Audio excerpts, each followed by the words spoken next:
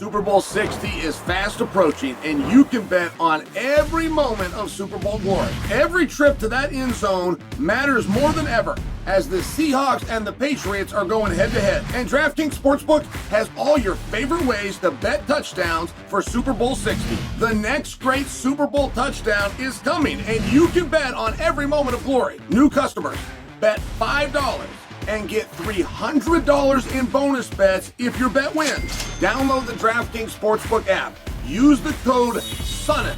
DraftKings, the crown is yours. Stay in on the action and use your bonus bets on DraftKings same game parlays for a shot at an even bigger payout. Love the thrill of live betting? Bet live on star player props and in-progress games right as they happen. If sports betting is not yet available in your state, don't worry. You can still join in on all the fun with DraftKings Daily Fantasy Sports and have a shot to win cash prizes. Download the DraftKings Sportsbook app right now. New customers, use my promo code SONNEN and bet just $5 on any wager and get $300 in bonus bets if your bet wins. That's promo code SONNEN only at DraftKings Sportsbook.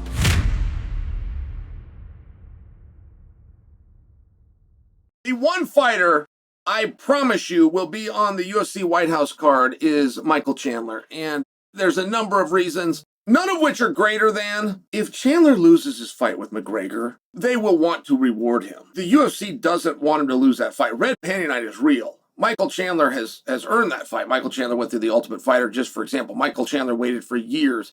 Michael Chandler got things dangled in front of him, and it pushed his career. I mean, not for nothing, but he was a very good and loyal soldier. He wants to fight on that card. He'll get on that card. He's the only guy that I'm confident in telling you will be on that card. Now, the question is against who? Michael Chandler did an interview yesterday, came out last night. It was very interesting because it's the first time Michael Chandler has spoke about anybody not named Conor McGregor. Michael Chandler was getting ready to fight Patty the Batty. He never talked about Patty the Batty. He talked about Conor McGregor. Michael Chandler was getting ready to fight Charles Oliveira at Madison Square Garden. He didn't talk about Charles Oliveira. He talked about Conor McGregor.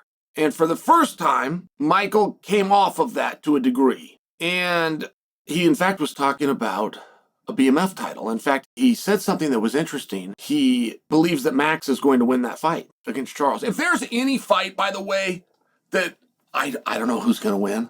Like, either guy could win. I will not be surprised. If there's any fight that is just a really interesting and close matchup, it's Charles Oliveira versus Max Holloway. I truly do not have any kind of an internal feeling of who's going to win that. So it's kind of cool. So Michael Chandler, right, he studies this division, and he's been in there with half of the equation. Like, if there's anyone that has the right to an opinion, it's Michael Chandler. He says Max is going to win, and he hedged his bet. He went after Max, and he went after specifically that BMF title. He said, and I quote, "I've got my eye on that." And it's not just to listen in these interviews to what a guy says, but it's what he doesn't say. The fact that he didn't say McGregor. Something is going on with Conor. The timeline is very, very odd, right? I mean, it's red hot and the promotion's red hot and it's Conor and he's going to the White House and it's going to be Chandler, and all of a sudden we find out that Conor's under a suspension. And the moment that we find that out, the company stops talking about Conor. In fact, they stopped talking about the White House card completely. Hey, we're not even going to look at that until February or March of next year. I mean, they ended this is way back in December. They ended the conversation completely. Fair enough. Conor's under suspension. That is the policy of the UFC. Hey, whoa, don't touch a guy when he's under suspension. Great. That I tell you firsthand, right? So then Conor comes out and says he's not even under contract with the UFC. And that's a big statement, right? To say that I need to talk about my contract with the UFC is very different than saying I'm not under contract. To say that the Paramount deal with the UFC voids out his contract. And this is all right in line with then the promotion saying, oh, no, we're not interested in the Chandler fight. We'll see what happens, and we don't know what's going to get. And just everything got distance. Okay, was it getting distance because of the suspension? That would be very normal. And that suspension is up, by the way, I don't know the date, but it's up this month. I can't remember the exact date, but it was February something. So that's coming, and then Conor put out a tweet that said he will not be fighting in the UFC until he has a call with Ari Emanuel. He didn't disclose what that means. If he's renegotiating, get some clarity somewhere, if he's mad at the people that he's been talking to, or if he just needs a phone call. So when I hear Michael Chandler start to talk about, because that's very interesting, by the way, Max Holloway versus Michael Chandler, BMF, there's only certain guys that you can put in a BMF fight. right? Benoit Saint Denis, who's one bad dude, doesn't qualify for a BMF. He called for one over the weekend. He's just not there. We as the fans look at that a certain way. Michael Chandler's in that category. Michael Chandler can fight for a BMF.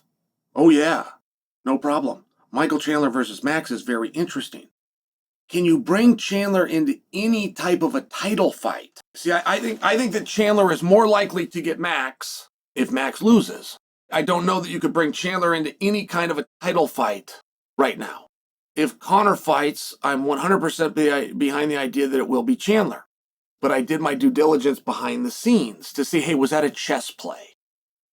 When Dana comes out and says we're not interested in Conor versus Chandler, are we playing chess? Are we all negotiating publicly? Because Conor started to. Conor was negotiating publicly, and he was starting to play chess, and so Dana made his move. Is that just what that was? And I can tell you from doing my behind-the-scenes work, no. No, it's not. Chandler and Conor is not going to happen. So what do you do with Chandler? I think that he's looking in the right direction. I think big fights are definitely on the horizon. I not only think Chandler's going to be on that card, I think he's going to be a main card. But who should the opponent be? And should it be for a BMF title? Can Chandler, coming off of consecutive losses, fight for a title? Probably. But what do you think?